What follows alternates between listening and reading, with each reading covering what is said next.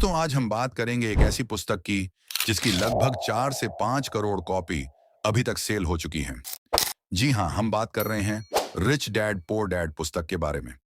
इस पुस्तक में 6 ऐसे सबक बताए गए हैं जिनको अपनाकर हर कोई अमीर बन सकता है। अगर आपको भी गरीब बनकर नहीं रहना, तो एक भी पॉइंट को मिस मत करना। यह पुस्तक रॉबर्ट कियोसाकी नामक व्यक्ति के जीवन पर आधारित है। इनके दो पिता थे, एक जिन्होंने इनको जन्म दिया। इस पिता को इन्होंने पुअर डैड का नाम दिया।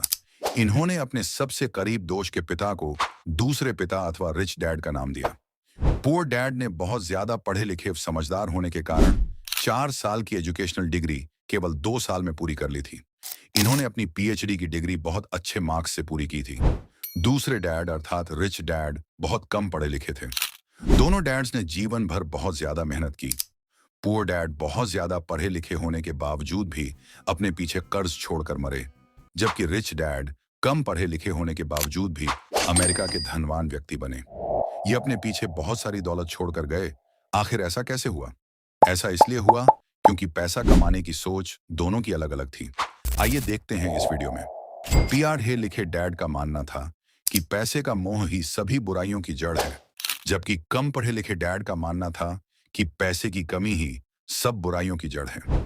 पढ़े लिखे डैड का मानना था कि मैं इस चीज को नहीं खरीद सकता, जबकि दूसरे डैड हमेशा सकारात्मक सोचते थे और उनका मानना था कि मैं इसे कैसे खरीद सकता हूँ। यहीं पर सोच का फर्क दिख रहा है। एक सकारात्मक बात कर रहे हैं और एक नकारात्मक बात कर रहे हैं। पहले वाक्य में बात खत्म हो जाती है, जबकि दूसरे वाक्य में आपका दिमाग चलना शुरू हो जाता है कि ऐसा क्या करूं जिससे इस चीज को खरीद सकूं। एक डैड सिखाते हैं, मेहनत से पढ़कर अपने आप को इतना काबिल बनाओ कि बड़ी से बड़ी कंपनी में नौकरी मिल सके, जबकि दूसरे डैड सिखाते थे कि इतनी मेहनत करो कि कंपनी को ही खरीदने की हैसियत हो। एक डैड का मानना था कि मेरे पास इसीलिए पैसे नहीं हैं क्योंकि मुझे परिवार का पेट पालना है, जबकि दूसरे डैड मानते थे कि मुझे इसीलिए अमीर बनना है ताकि अपने परिवार का पेट पालने के साथ साथ उन्हें अच्छा स्कूल, अच्छा घर, अच्छा करियर आदि सब दे सकूं। एक डैड खाना खाते समय पैसे की बात करना भी गलत मानते थे, जबकि दूसरे पिता खाने की टेबल पर भी अक्सर बिजनेस और पैसे की बात करते थे। एक डैड का मानना था कि जीवन में खतरा मोल मत लो, बिल्कुल सेफ चलो, जबकि दूसरे का कहना था कि खतरों और चुनौतियों का हमेशा सामना करो। एक डैड का मानना था कि घर में निवेश करना ही सबसे बेहतर विकल्प है क्योंकि यह हमारी संपत्ति है। दूसरे डैड का मानना था कि अगर आप अपने घर को निवेश संपत्ति मानते हैं तो यह आपका भ्रम है। दोनों ही अपने अपने बिल चुकाते थे। एक पैसे आते ही सबसे पहले बिल चुकाता था, जबकि दूसरा अंत में चुकाता था।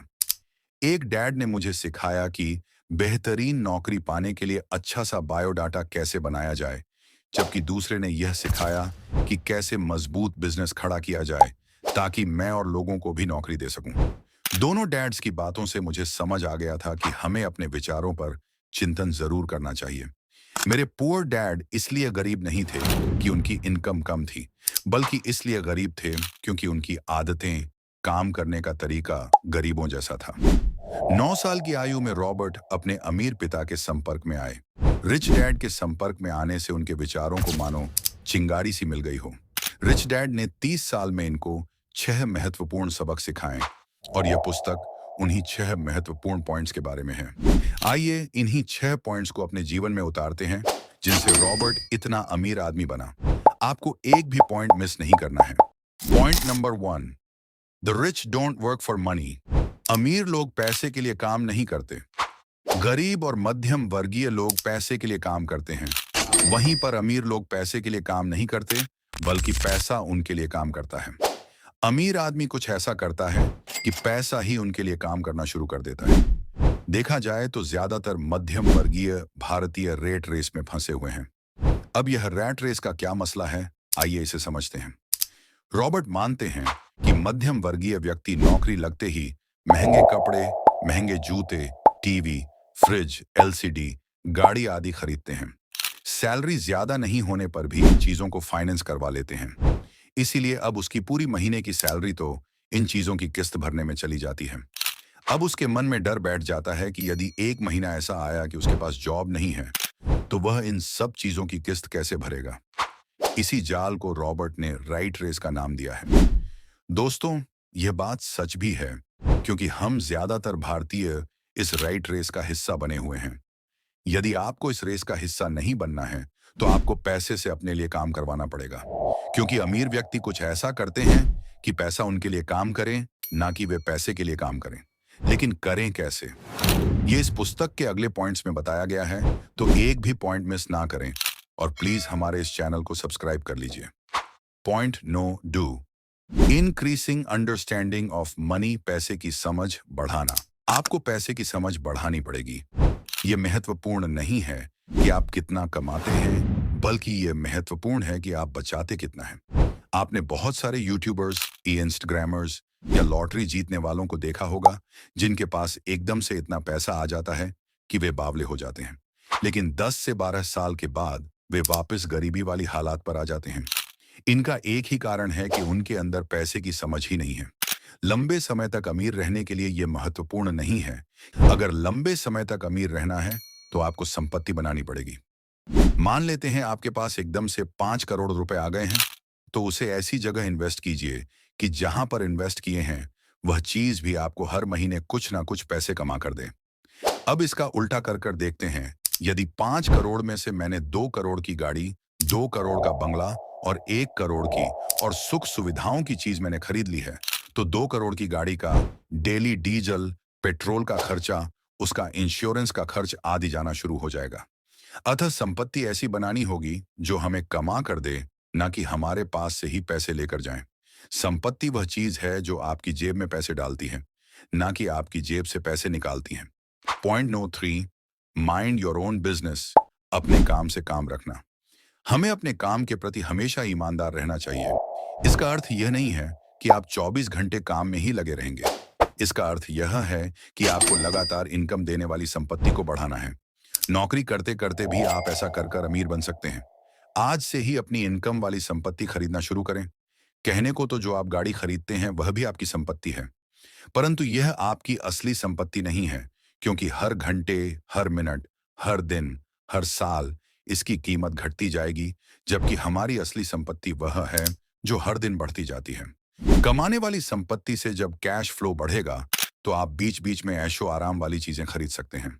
आपने देखा होगा, मध्यम वर्गीय परिवार थोड़ा सा पैसा आते ही सबसे पहले ऐशो आराम वाली चीज खरीदता है, जबकि अमीर परिवार ये सब चीज अंत में खरीदता है। Point no 4, know more about taxes, tax के बारे में अच्छे से जानना। बहुत बड़ी अमाउंट कई बार टैक्स के रूप में चली जाती है, अतः कानून के दायरे में रहते हुए हमें अपने टैक्स की सेविंग करनी चाहिए। इसमें कोई भी सीए आपकी अच्छे से हेल्प कर सकता है। ये बात आप भी जानते हैं कि अमीर आदमी इतना टैक्स कभी भरते ही नहीं। Point number 5, rich people invent money, अमीर लोग पैसे का आविष्कार करते हैं। आपको निवेश करने के लिए हमेशा ऐसी मार्केट देखनी होगी जो आपको अच्छा प्रॉफिट दे। उदाहरण के रूप में ऐसे शेयर और म्यूचुअल फंड्स ढूंढना जो लगातार प्रॉफिट दे रहे हों, भले ही कम प्रॉफिट ही क्यों ना दे रहे हों। इसलिए महान अवसरों की खोज हमेशा करती रहनी चाहिए। Point no 6, work to learn not to earn money, सीखने के लिए काम करना, न कि पैसे के लिए काम करना।